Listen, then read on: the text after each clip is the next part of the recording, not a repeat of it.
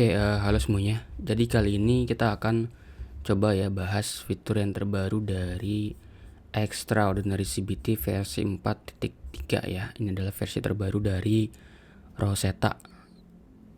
Oke, jadi sekarang yang perlu kita bahas pertama kali adalah soal secret key. Jadi sekarang semua Windows ataupun Linux itu mewajibkan pakai secret key ya.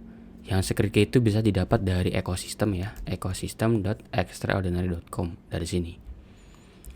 Nah, di sini nanti mekanismenya adalah sekarang kita memperbolehkan untuk menginstal lebih dari satu key di dalam satu server yang sama ya. Jadi nanti coba saya analogikan di sini. Nah, ini. Jadi nanti dari sini bisa pakai di satu mesin yang sama atau satu ID mesin yang sama. Bisa jadi kan ID mesinnya sama tapi mesinnya beda gitu ya. Itu bisa sekarang. Jadi nanti nggak auto ngedeteksi pakai mesin ID. Nanti ada mekanisme yang lain.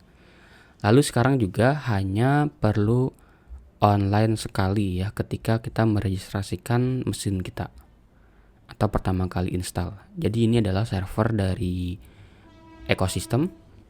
Nanti ketika awal kali run up ya, kita melakukan registrasi ke sini ke ekosistem.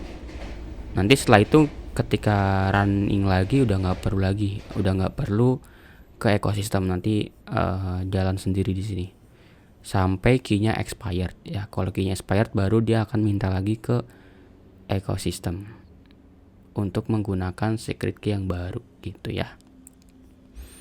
Lalu nanti jumlah key yang dipakai adalah ada 4. Teman-teman pergunakan sebaik-baiknya. Mungkin bisa dipakai 2 untuk testing, 2 lagi untuk production ya. Semoga ini jelas ya di dalam secret key ini. Lalu balik ke sini ya, ke Extraordinary CBT fiturnya. Kita akan bahas yang pertama adalah soal fitur peserta ini ada yang namanya regenerate password. Jadi teman-teman kalau klik di sini lalu klik regenerate password, dia passwordnya akan berubah. Nah, passwordnya pakai random gitu ya. Oke. Lalu di dalam grup sekarang udah ada upload dari luar ya. Jadi nanti uploadnya itu pakai grup. Kita nggak perlu lagi langsung masuk ke grupnya lalu kita upload, tapi di sini udah ada ya grup di sini. Nah, ini. Tinggal masukin aja nama grupnya. Lalu kalau mau ngedit nama grup tinggal di edit aja ya, 1 2 3 misalnya. Nanti dia akan otomatis tersimpan gitu. Nah, ini. Jadi kalau saya lihat ada nih notifikasinya di kanan ya. Oke, lalu di dalam sini sekarang kita memperkenalkan yang namanya partial pengerjaan ya, pengerjaan yang partial. Artinya di sini ada mekanisme supaya pengerjaan ini bisa 2 part ya. Jadi di sini kalau tambah kompetensi ada partnya, total part. Misalnya ada 4, berarti nanti ada 4 part gitu ya. Di sini saya udah bikin misalnya saya bikin di sini ada nama kompetensinya adalah KD X7 gitu ya. Nama kompetensinya adalah kompetensi X7 gitu. Saya pengen bikin di sini ada 2 part gitu. Nah, di sini ada 2 part ya, di sini belum ada itemnya. Jadi kalau saya tambah di sini misalnya 01 pilihan ganda, total soalnya 1 aja. Poinnya ada 5, berarti 5 poin per 1 ya, 1 poinnya, 1 soalnya itu 5 poin nilainya. Kalau dijawab salah itu 0 aja. Lalu partnya part 1 ini misalnya apa itu nasionalisme. Oke, saya coba simpan. Nah, ini di sini ada ya, udah ada. Lalu saya coba tambahkan lagi 002. Lalu pilihan ganda juga. Total soalnya 1 aja, poinnya ada 10. Misalnya ya, saya pengen di part 2. Namanya adalah apa itu liberalisme gitu ya. lalu saya simpan. Nah, kayak gini jadinya ya. Pilihan ganda. Nah, ini muncul kayak gini. Ada part 1 dan part 2. Oke. Sip, sekarang udah kita buat kompetensinya, tinggal kita buat di bank soal. Saya pengen bikin bank soal namanya BKE 030. Mata pelajarannya adalah ilmu pengetahuan sosial. Pilihan gandanya ini nolin aja ya, karena kita pengen pakai kompetensi X7. Tinggal disimpan aja. Lalu kita buka ya, ini bank soalnya. Di sini terlihat ya, ada mapelnya apa, kode bank soalnya apa, dan kompetensinya apa. Tinggal kita buat aja tambah soal gitu. Ini saya pengen pilih pakai apa itu nasionalisme. Contoh soal 1 A, B, C, D ya. Ini oke, sip. Saya simpan. Ini saya pengen pakai nomor 2. Contoh soal 2 A, B, C, D. Ini saya conteng, lalu saya simpan. Oke, sip. Nah, ini udah ada muncul ya, ada apa itu nasionalisme ya. Ini adalah kodenya. Lalu ini adalah namanya apa. Lalu ini kalau benar 5 poin, kalau salah 0 poin ya. Lalu kalau saya lihat detail, ini A jawabannya. Lalu ini juga adalah A juga ya. Oke, sip. Mantap. Sekarang kalau kita preview pun ini kayak gini ya munculnya. Sip. Oke. Lalu di sini nggak ada yang baru. Sekarang kita akan coba di siswanya gimana ya. Localhost 434 bener ya. Nah, ini saya udah login pakai Senandika Selesa ya. Belum ada ujiannya. Saya pengen buat dulu ujiannya di pelaksanaan. Jadwal ujian lalu tambah jadwal ya. Saya pakai BKE 030. Lalu grupnya saya kosongin, peserta general, eventnya nggak pakai ya. Ini saya pengen tulis Bandung evaluation 1 jam 8.00 ya mulainya. Nah, durasi ini nanti kita akan bahas ya. Jadi durasi ini kalau bisa ditambahkan jumlah waktu transisinya. Jadi kalau kita waktu transisinya adalah 60 detik berarti 1 menit ya harusnya. Kita setting aja 15 detik. Berarti harusnya ini tuh ditambah aja 15 detik ya. Kita nggak bisa sih harusnya. Tambah aja 1 menit ya. Supaya apa? Supaya ini siswa adil juga ya menggunakan waktunya. Karena waktunya ini kan dikurangin dengan waktu transisi kan. Minimum pengerjaan nggak usah. Ajak soal enggak ya. Oke. Saya coba simpan. Lalu saya aktifkan. Ini. Oke, udah muncul. Oh iya, sekarang kalau teman-teman lihat sekarang udah nggak pakai ini lagi ya, udah nggak pakai drop down ya. Sekarang saya pakai radio button di sini untuk memilih jadwal ujian. Supaya apa? Supaya nanti nggak ada isu soal tidak aktif ya, layar tidak aktif. Tinggal dimasukkan aja, lalu masuk mulai ya. Nah, ini teman-teman lihat ya, sekarang udah ada, cuman ada 1 soal nih. Nah, kan bener 1 soal. Lalu saya pilih jawabannya A gitu ya, karena tadi nggak ada yang diacak, opsinya nggak diacak, soalnya juga nggak diacak ya, karena memang kalaupun diacak cuma 1 doang gitu per part. Jadi tinggal kita selesaikan saja ya. Nah, teman-teman lihat juga di sini ya, soalnya itu waktunya itu bukan waktu yang dipotong-potong ya, tapi waktunya memang waktu keseluruhannya. Nanti teman-teman tinggal didiskusikan aja bagaimana baiknya ya. Ini sekarang kita full ya, 2 part itu 60 menit. Jadi siswa pun bebas gitu ya. Silakan gunakan waktunya. Kalau dirasa 3 menit cukup ya udah selesaikan saja part 1 dalam 30 menit, dalam 3 menit gitu ya. Saya selesaikan aja. Nah, selesaikan part ini ya. Lalu lanjutkan. Nah, di sini ada waktu tunggu selama tadi berapa detik ya? Selama 15 detik ya. Nah, ini. Tinggal ditunggu aja. Nanti dia akan langsung lanjut ke part selanjutnya. Nah, ini part 2. Ini saya jawab juga. Ini soalnya nomor 1 doang. Lalu tinggal saya selesaikan. Selesai. Oke, sip. Selesai sekarang. Jadi kalau saya lihat di dalam ujian peserta, ini udah selesai ya. Saya pilih Bandung Evaluation. Nah, ini udah selesai. Selesai ujian juga jam segini ya. Lalu login peserta juga ini udah ada. Lalu dievaluasi. Oke, sekarang kita coba lihat hasil ujiannya ya. Ujiannya Bandung. Nah, ini. Nah, sekarang kalau teman-teman lihat udah ada fitur juga yang namanya durasi, teman-teman nih. Sekarang udah ada durasi 1 menit 16 detik ya. Oke. Lalu detail jawaban kita lihat ya. Dua-duanya A, jawabannya berarti udah benar semua. Lalu di sini juga udah ada fitur yang namanya regenerate nilai nih. Teman-teman harus hati-hati ya dengan fitur ini ya, supaya ini hanya untuk kalau ternyata ada perubahan KJ kunci jawaban, tapi ini akan menyebabkan durasi tidak sesuai. Jadi kalau teman regenerate bisa jadi durasinya berubah ya. Karena ini waktunya akan berubah juga gitu ya. Lalu di dalam sini juga udah ada yang namanya download data. Kita memperkenalkan yang ketiga yaitu Maca, teman-teman. Nah, kalau Maca ini kalau teman-teman lihat ini berbeda ya dengan sebelumnya cara ngitungnya. Cara berformatnya ya. Kita lihat dulu di sini. Nah, ini. Nah, dia sekarang akan menilai berdasarkan kompetensinya. Jadi kalaupun nanti ada 2 soal tapi kompetensinya sama, nanti akan di-grouping, lalu poinnya akan dihitung berapa. Nah, ini.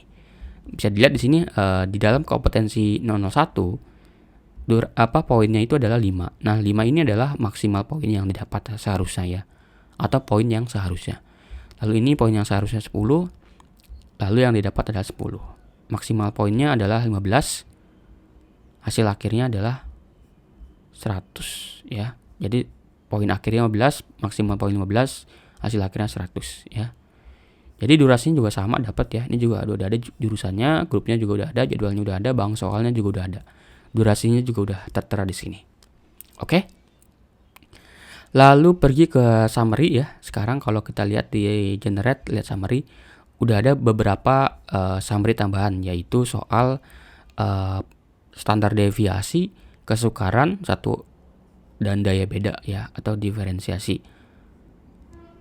Oke, rata-rata poin benar nih udah ada ya. Sekarang persentasenya berapa sih jumlah benar ya di antara orang yang mengerjakan ini? 0, oke. Udah ada di sini semua ya. Sekarang udah bertambah. Lalu kita lihat lagi di sini ada yang namanya download Excel, teman-teman. Jadi sekarang udah bisa di-download Excelnya. Nah, ini kedepannya kita akan coba kembangkan pakai IRT level 1 ya, 1 parameter. Nah, di sini udah ada di sini. Dikerjakannya berapa kali, jadwalnya, pengerjaannya ya, rata-rata nilai, terendah, max point, rata-rata poin. Lalu di sini soalnya 2 soal, pilihan ganda, dikerjakannya 1 kali, 0, 0, benar 1, salah 0, rata-ratanya berapa, poinnya, tertingginya berapa, terendahnya berapa, standar deviasinya berapa, poinnya berapa, ya indeks kesukaran mudah berarti ya, indeks daya beda kurang ya. Ini adalah nomornya berapa, nomor 1 dan nomor 2 gitu ya. Oke. Sekarang sudah bisa di-download. Lalu apalagi ya yang berbeda ya di versi 43 ini? Saya nggak nyatat sebetulnya. Saya coba lihat lagi ya di sini. Changelog yang paling penting. Oke, ada trim space ya, ini adalah termasuk yang bugs ini ya. Bugs issue. Oke. Oh, di sini udah ada tick all login peserta reset ya. Jadi kalau teman-teman pergi ke login peserta, udah bisa diklik yang semua ya. Lalu lihat password. Oh iya, sekarang kalau teman-teman lihat di login itu udah ada yang ini nih, lihat password ya. Jadi kalau saya lihat ini critical password. Nah, sekarang udah ada kayak gitu ya. Lalu oh iya, sekarang di dalam ini, di dalam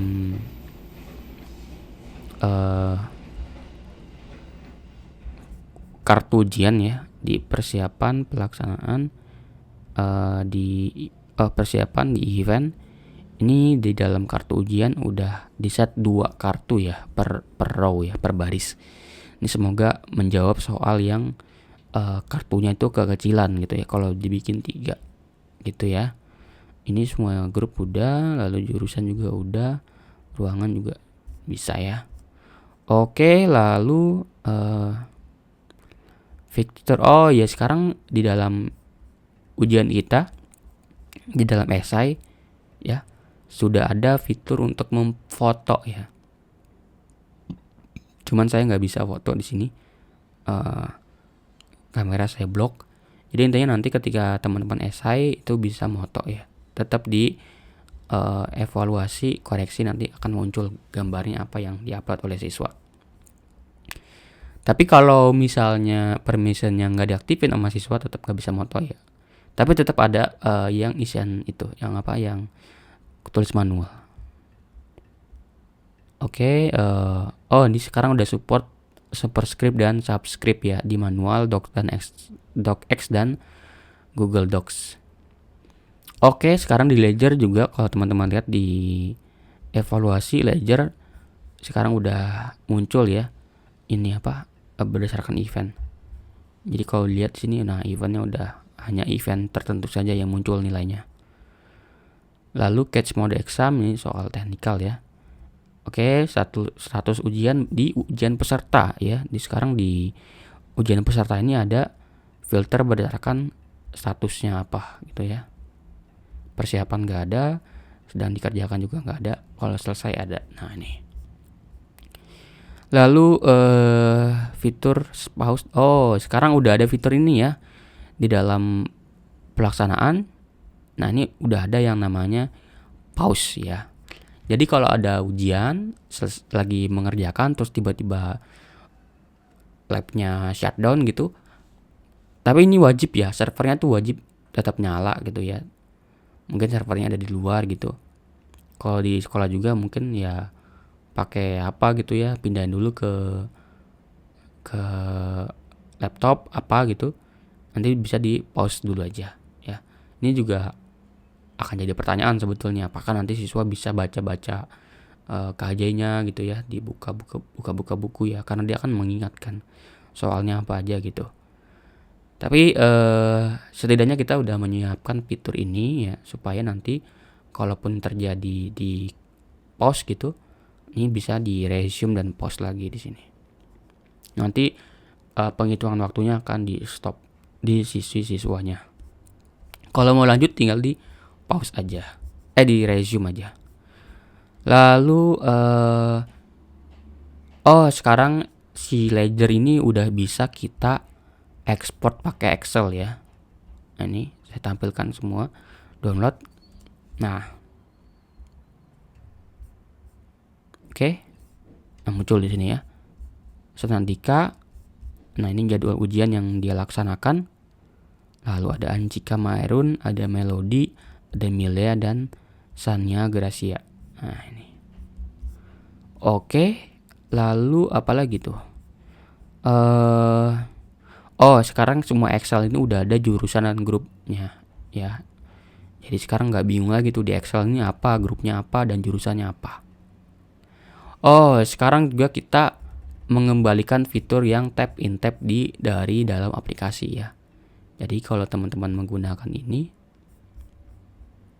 yang menggunakan di menu pelaksanaan monitor, nah ini, sekarang udah ada fitur ini lagi ya. Di setting, di security udah ada nih max counternya berapa ya. Supaya apa? Supaya nanti bisa kita setting nih maksimal dia keluar dari tab itu berapa kali gitu. Lalu di sini juga nanti akan ini ya, di sini udah saya setting juga untuk real time blocking statusnya ya. Jadi kalau siswanya terblok, dia akan terlihat di sini langsung muncul countingnya berapa. Lalu di sini juga ada muncul aktif ya. Ini adalah siswa yang aktif berapa di dalam ujian ini atau di dalam aplikasi kita ya. Lalu apa lagi ya? Saya lupa juga nih ada apa aja. Mungkin nanti bisa lihat-lihat aja ya. Kalau saya sekiranya lupa untuk ngecek di sini untuk memberitahu. Tapi kebanyakan harusnya bug fix ya. Mungkin itu aja dari saya. Terima kasih semuanya.